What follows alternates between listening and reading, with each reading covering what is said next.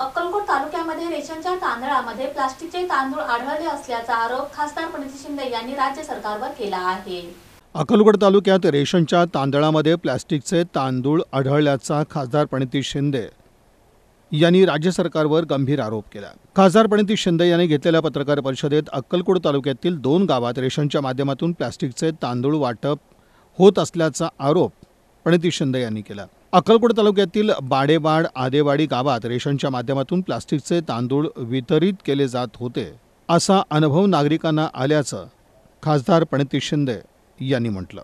डावरण्यात आलाय काही पिकांपासून त्याची अंमलबजावणी त्या ठिकाणी होत नाहीये। रेशन दुकानात धान्य मिळत नाहीये।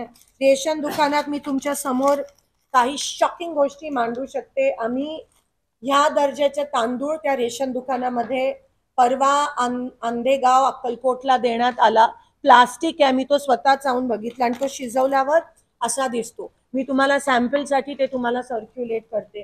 रेशन दुकानात लोकांची नावं कट झाली आहेत, माल मिळत नाहीये। त्या ठिकाणी शेतकऱ्यांच्या पाणीपट्टीत 10 पट वाढ झालाय।